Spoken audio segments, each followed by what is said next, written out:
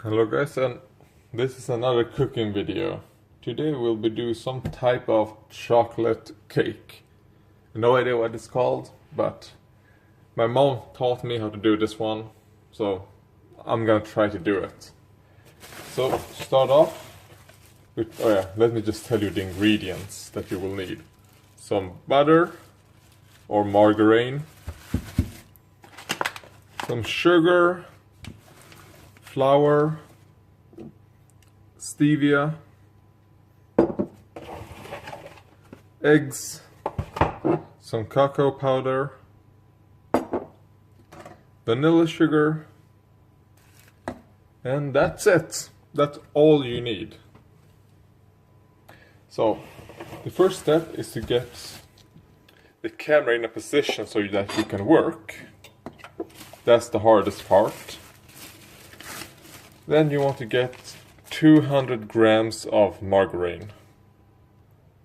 So when you have your 200 grams of your butter, just put it in a pan, or not pan, whatever this is called, and then just melt the butter at a low heat. I'm gonna do it on a very low heat. There's a 3 out of 9. And then just let it cool down while we're doing the dry ingredients now. Okay, so what you want to start off with, doesn't actually matter what dry ingredient you start off with, because, well, it's all going into the same shit. So you want to start off with 2 deciliters of flour. So let's hope I can manage to get 2 deciliters. Fuck. There we go, come on. Let's see. From your angle. There we go, 2 deciliters. Then after that, you can do different types of when it comes to the sugar and the stevia. I like to put some stevia in because then you can put less sugar in, you know. So normally when my mom did this, she put 2 deciliters of sugar and 1 deciliter of stevia. I'm gonna do it 2 deciliters of stevia and 1 deciliter of sugar instead.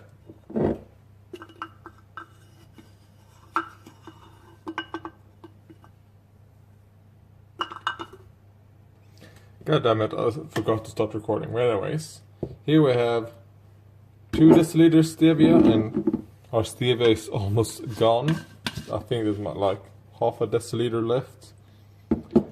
And 1 deciliter of sugar. Now we want to put in 2 tablespoons of vanilla sugar. Not tablespoon, teaspoons. We want to put in 2 teaspoons. So 1, 2. Then we want to put in 5 tablespoons of cacao powder. I don't think we have enough for 5 tablespoons, but let's see how many we can get in. 3. Come on. 4. Yeah, I guess we kinda got 5. Let's just... Oh fuck, why did I do that?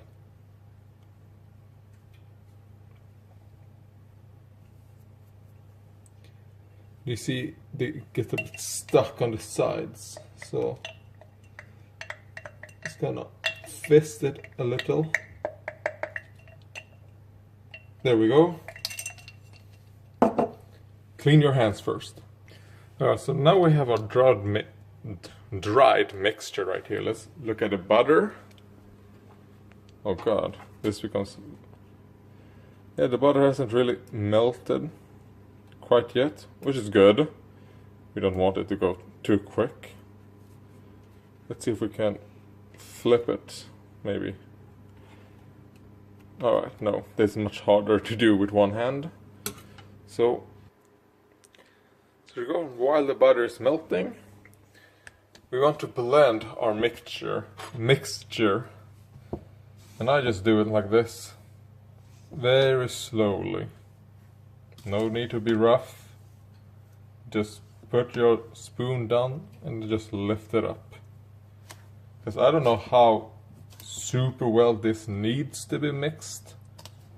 I mean, didn't seem like it needed to be mixed like super well the last time me and my mom did this, but I'm gonna mix it as well as I can. I mean, until the butter melts. So just gonna repeat this for maybe a minute or two. So the butter is has soon melted. So while that's melting, and I've done pretty decently when it comes to mixing, we're gonna put 4 eggs in here. And I like to just put eggs first in a different container, because instead of just putting it right in, you know, with the butter, in case there might be a shell or something, because I'm not the greatest at cracking eggs. So let's see, that's one, and in the first one there was a shell. Great. Come on. God damn it. Alright, egg number 2. Come on. Nice. No shells. Number 3. No shells. Alright. 2 out of 3. Let's see if it's 3 out of 4. Probably not. 3 out of 4. That ain't bad. Yeah, I also forgot to mention to preheat your oven to 150. There we go. There we go, these are the eggs we're using. Pretty good. They look good at least. Then, just gonna wait for the butter to melt. Then we're gonna put the eggs inside the butter. Alright, so here we go. Let's see if I can zoom in a little bit. Get a better angle for you guys. Then gonna put all our 4 eggs in. Whoops. Lucky things didn't splatter everywhere right there. Then you just want to mix them in very very well. Oh god. So this is all I'm going to do. Make sure that the eggs and the butter mixes together extremely well before you continue putting in the dry ingredients.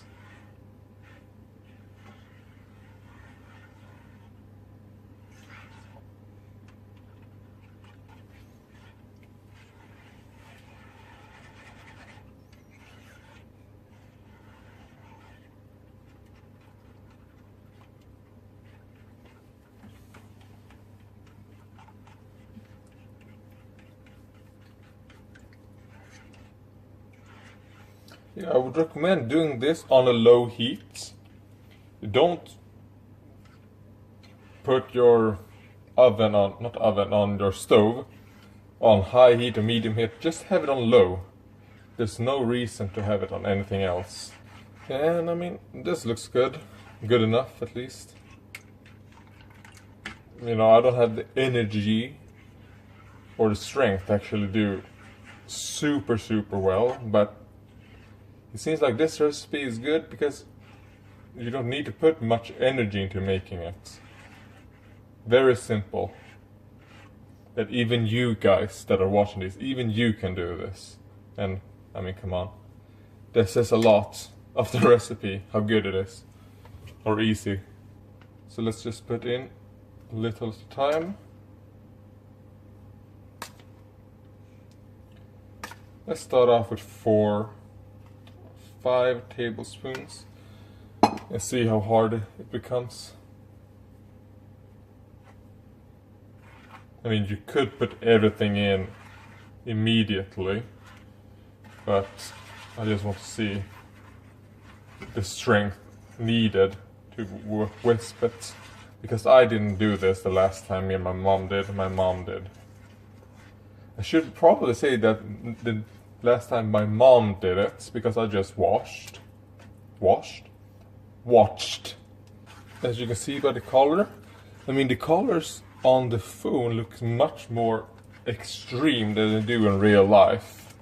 Because I think this recording actually has rich tone turned on. I think I forgot to remove the rich tone, so maybe the colors you see will not be the colors that it's probably true. Alright, let's put in the rest. And now the hard part begins. I mean, one thing that you could do then later on with this is that, oh, if it's not, I guess, oh god, wait. If it's not viscous enough, you could put in some butter. But this looks like it's gonna be viscous enough. So, just gonna run it around, roll it around.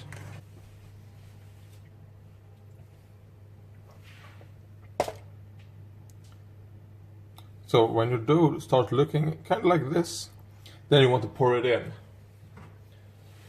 So let's pour it in our form.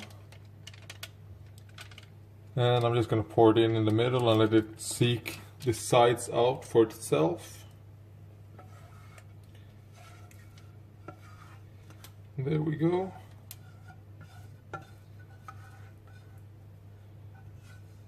Just pour it all right in the middle.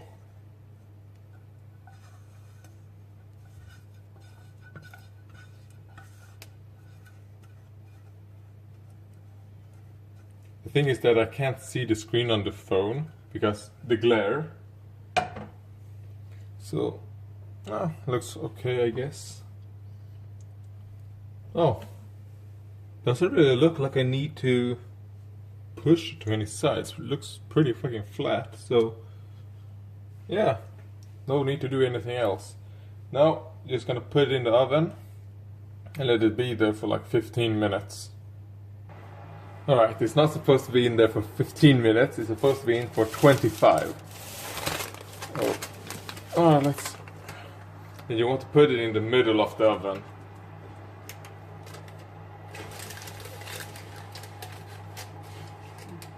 There we go. Oh, bending over hurts. So, yeah, I'll be back in 25 hours. 25 minutes. And this is the finished product. I completely forgot to start recording after we took it out and everything, but this is how it looks in the end. I mean, this is obviously, I just ripped it apart instead of cutting it. But still, I like the more rustic look of this one. So, this is a bit when it's warm. When it's warm and when it's become a bit colder, they get two different type of textures. And kind of different flavors, but it's not supposed to be like a kladdkaka. You know, or I think it's called mud cake in English. Or chocolate something cake. But, yeah, this is how it is. This is also a weird thing. This is one of the few foods that I can actually eat with my hands. Most things I just can't. So, oh.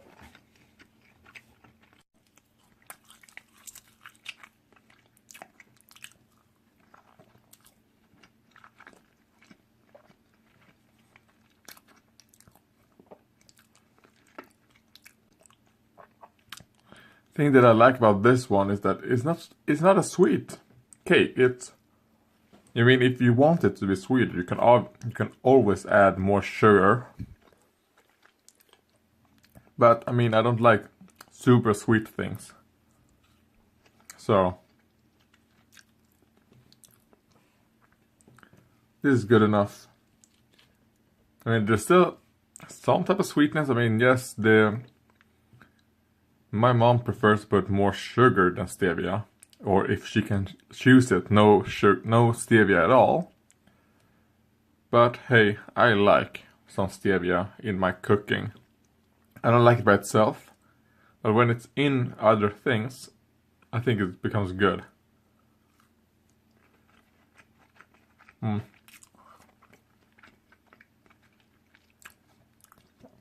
mean, this is super simple to make.